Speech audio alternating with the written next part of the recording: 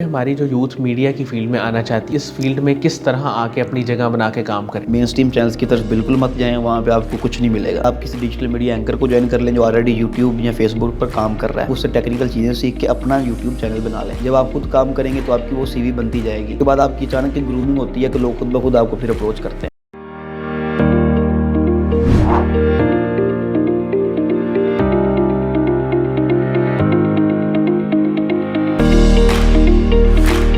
السلام علیکم ناظرین، شیئرنگ آف پروفیشنل وزڈم کے ساتھ میں ہوں آپ کا میزبان علی رحمان خالد. ناظرین، زندگی میں روشنی بنے اور سوچ بدلے گی تو پاکستان بدلے گا، اسی ٹیگ لائن کے ساتھ ہم آج ایک نئے انٹرویو کے ساتھ آپ کی خدمت میں حاضر ہیں.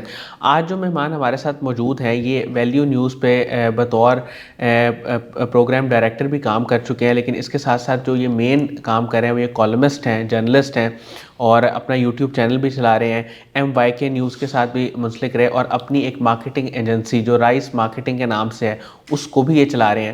لیکن آج ہم ان سے یہ جاننے کی کوشش کریں گے کہ یہ میڈیا کی فیلڈ میں کب، کیوں اور کیسے آئے اور اس میں کیا چیلنجز انہوں نے دیکھے، اور یہ کیا سمجھتے ہیں کہ جو ہمارے جو جرنلسٹ ہیں ان کو کن کن چیلنجز کا سامنا کرنا پڑتا ہے تاکہ جو آنا چاہتے ہیں اس فیلڈ میں وہ پہلے سے پریپیئر ہو کے آئیں. السلام علیکم محسن شہزاد صاحب، کیسے ہیں آپ؟ وعلیکم السلام. سب سے پہلے تو آپ کا شکریہ، آپ کے ادارے کا شکریہ. ویلکم. آپ نے ہمیں انوائٹ کیا. پہلے ہم اس سیٹ پہ ہوتے ہیں، آج ہم اس سیٹ پہ. صحیح. سر مجھے یہ بتائیے گا کہ میڈیا میں آنا اور پھر اس میں مختلف قسم کے کام کرنا، یہ کیا شوق تھا یا بائی چانس یہ چیزیں ہو گئیں؟ اس کو میں شوق کہہ سکتا ہوں کہ شوق مجھے یہ بچپن سے تھا، لیکن یہ چیز ایک میرے ذہن میں ڈیفائن نہیں تھی کہ میں نے ایک اینکر بننا ہے یا ایک جو ہے وہ کالمسٹ بننا ہے یا ایک جرنلسٹ بننا ہے.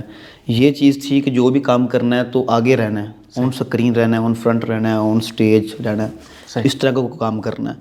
تو میڈیا کا انٹرسٹ مجھے شروع سے تھا. مجھے یاد ہے کہ میں چھوٹا سا ہوتا تھا، 7-8 سال 10 سال کا تھا.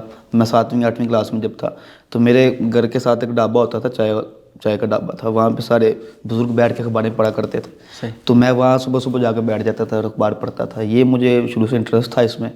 اس کے بعد پھر میں نے اپنی تعلیم وغیرہ حاصل کی. پھر بیسیکلی میں آ گیا تھوڑا ریلیجیس فیلڈ میں. تو میں نے نقابت کرنا شروع کر دی. میری جہاں سے ابتدا ہے، سب سے پہلے بولنا میں نے شروع کیا اسٹیجوں پر، ڈائس پر کمپیئرنگ شروع کی. بڑے بڑے اسٹیجوں پہ میں نے خطابت بھی کیے. میں نے کچھ درس نظامی کا بھی آدھا کورس کیا ہوا ہے. سٹارٹ میں نے وہاں سے لیا تھا. وہاں سے مجھے پھر اس طرف بولنے کی طرف آیا. تو پھر میں ایک ادارہ تھا ہمارا، ایک یوتھ کی تنظیم تھی، یوتھ آرگنائزیشن. تو مجھے پولیٹکس کا بھی شروع سے شوق تھا. پہلے اسٹوڈنٹ پولیٹکس کرتا رہا، بعد میں ایک یوتھ تنظیم تھی اس میں آ گیا، منہاج یوتھ لیگ کے نام سے. اور میں اس بات کو مانتا ہوں کہ میری ساری گرومنگ اس تنظیم سے ہوئی بیسیکلی. سر آپ نے جو زیادہ تر اب تک کالمز لکھے ہیں وہ کن موضوعات پہ لکھے ہیں، اور کوئی مشہور جو آپ کے 2-3 کالمز ہیں میں چاہوں گا آپ ان کا نام بھی لے کے بتائیں؟ ہم سب .pk ویب سائٹ ہے، بہت بڑی پاکستان کی ویب سائٹ ہے. اس پہ میں کالمز لکھتا رہا ہوں، ابھی تک بھی لکھتا رہا ہوں. اور میں نے ایک کالم لکھا تھا، ویسے تو کرنٹ افیئرس پہ لکھتے ہیں اور وہ کوئی بڑی بات نئی بات نہیں ہوتی. تو میں ایک گاؤں میں گیا تھا ایک شادی پر، آج سے کچھ 4-5 سال پہلے، ملتان کے ساتھ. تو اس گاؤں پہ میں نے ایک کالم لکھا تھا. وہ ایک بڑا مزیدار کالم تھا اور وہ بڑا اس وقت مشہور ہوا تھا.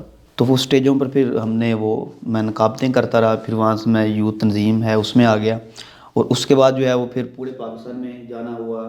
پورے پاکستان کی تنظیموں کے ساتھ ضلعی لیول کے، مرکزی لیول پہ تھا، سیکرٹری اطلاعات کے طور پہ کام کرتا رہا.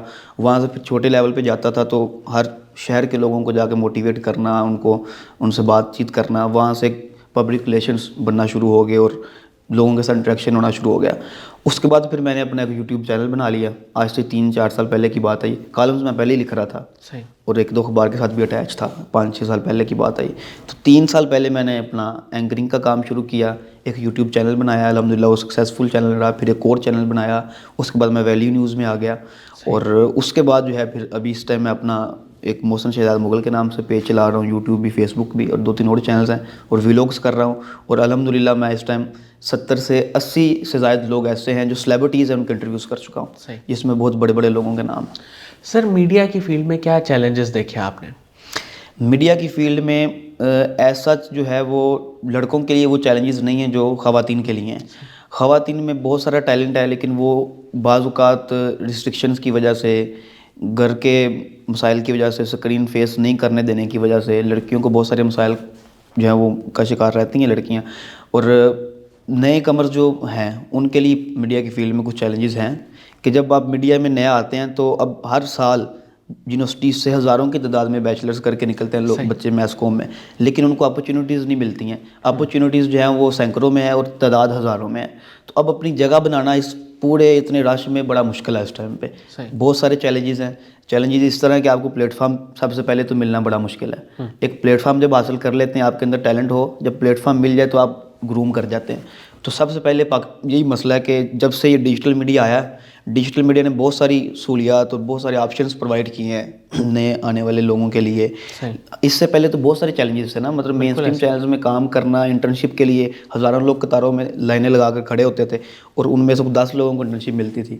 تو مین اسٹریم چینلز کے بعد جو ڈیجیٹل میڈیا کا پلیٹ فارم آیا، اس نے بہت فائدہ دیا ہے، لیکن ابھی بھی بہت سارے مسائل ہیں جن کو فیس کرنے کی ضرورت ہے، جن پہ کام کرنا چاہیے کہ تاکہ نئے لوگوں کے لیے نئے آپشنس پیدا کیے جا سکیں. سر اب تک آپ نے جتنے لوگوں کے انٹرویوز کنڈکٹ کیے ہیں ان میں سے آپ کے ٹاپ فیوریٹ لوگ کون ہیں اور کس کا انٹرویو کر کے آپ کو سب سے زیادہ اچھا لگا؟ میری زندگی کا سب سے پہلا جو بڑا انٹرویو تھا وہ ایئر مارشل شاہد لطیف صاحب کا تھا. وہ اب 3-4 سال ہو گئے ہیں، وہ میڈیا پہ آنا بند ہو چکے ہیں. ان کا کوئی ووکل کارڈ کا ایشو تھا، تو اس وقت وہ بہت بڑا نام تھے 2018-19 میں. تو ان کا میں نے سب سے پہلا میرا بڑا انٹرویو ان کے ساتھ تھا اسلام آباد میں. میں نے ان کے گھر میں جا کے انٹرویو کیا تھا. وہ چونکہ میرا پہلا انٹرویو تھا اس لیے میرا فیوریٹ ہے. لیکن انٹرویوز جو ہے وہ میں نے اپنا عمران ریاض خان صاحب کے ساتھ کیا ہے. ان کو میں اپنا استاد سمجھتا ہوں اور ان کو آئیڈیلائز بھی کرتا ہوں. اور سہیل وڑائچ صاحب بھی میرے استاد ہیں، ان کا میں نے انٹرویو کیا ہوا ہے. مجیب الرحمان شامی صاحب کا انٹرویو کیا ہوا ہے. حسن نثار صاحب کا انٹرویو یہ تھا کہ وہ مین اسٹریم چینلز کے علاوہ کسی کو انٹرویو نہیں دیتے تھے. اب میں نے جب ان کا انٹرویو کیا، میں ایک ویب چینل پہ تھا، تو ویب چینل پہ رہتے ہوئے میں نے ان کا انٹرویو کیا تھا. حالانکہ میرے جتنے بھی لوگ ڈیجیٹل میڈیا کے لوگ تھے ان میں سے کوئی بھی ان کا انٹرویو نہیں کر سکا تھا. تو میں نے ان کا بھی انٹرویو کیا ہوا ہے.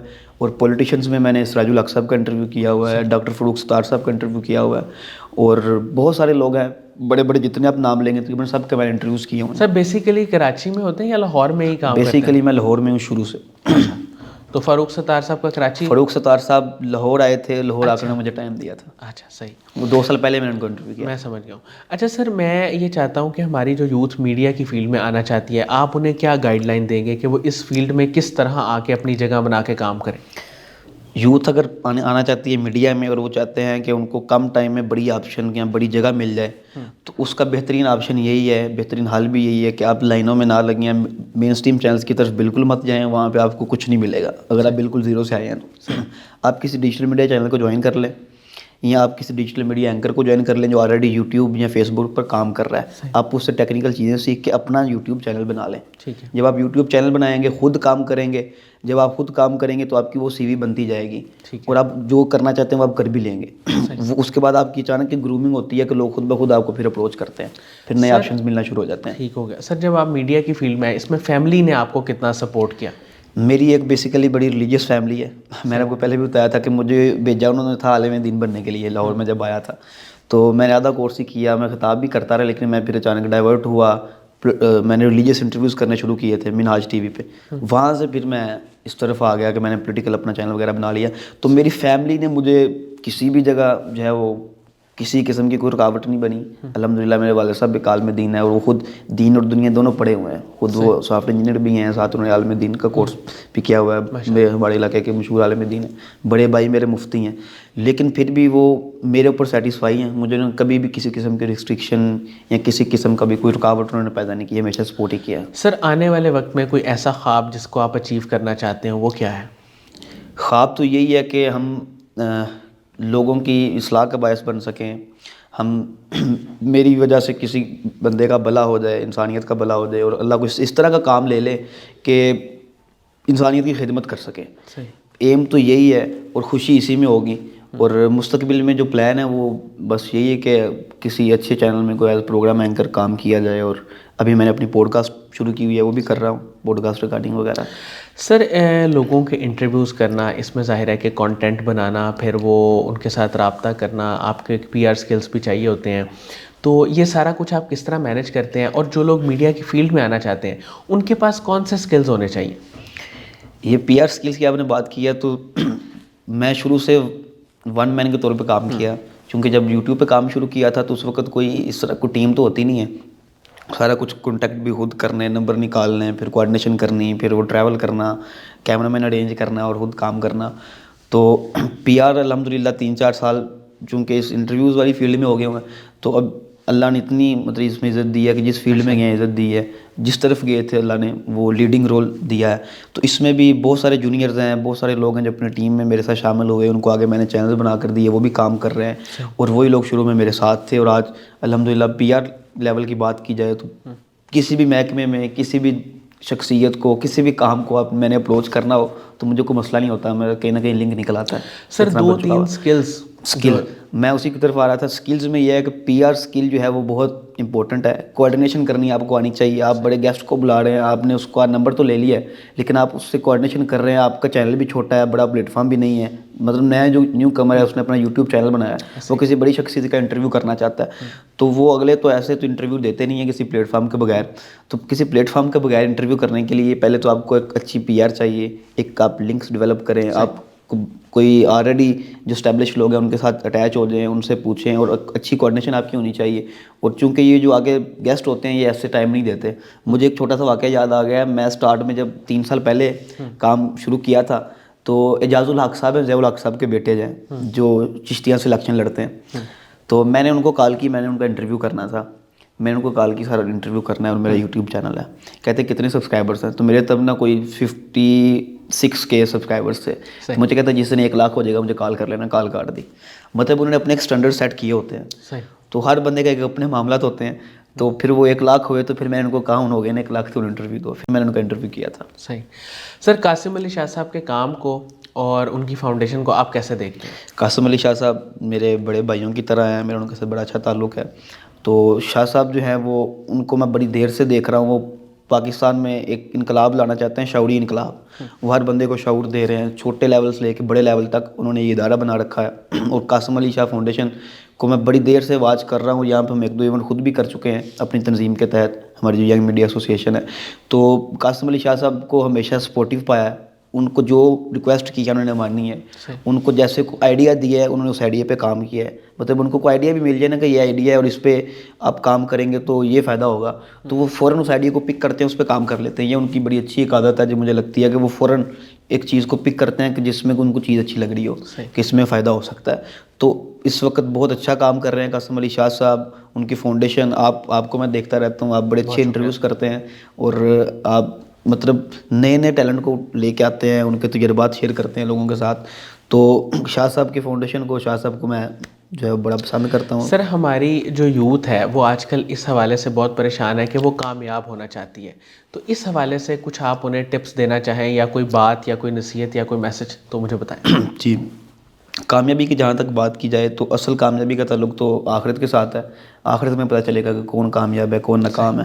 لیکن جو دنیاوی کامیابی سے مراد یہ ہے کہ ایک منزل اچیو کر لینا, ایک گول اچیو کر لینا. تو میری نظر میں کامیابی کسی ایک گول کو اچیو کرنا نہیں ہے. میری نظر میں کامیابی ایک جہد مسلسل کا نام ہے, کہ آپ ایک گول کو اچیو کرو تو اس کے بعد آپ کا اگلا گول تیار ہو کہ یہ حاصل کرنا ہے, اس کے بعد یہ ٹارگیٹ ہے, یہ ٹارگیٹ ہے.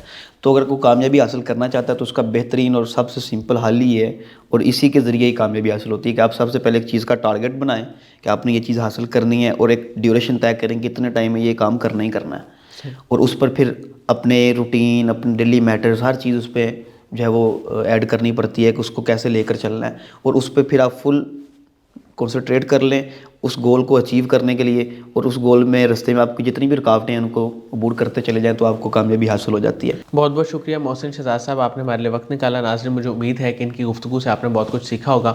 انشاءاللہ دوبارہ حاضر ہوں گے ایک نئی انٹرویو کے ساتھ. تب تک کے لیے اللہ حافظ.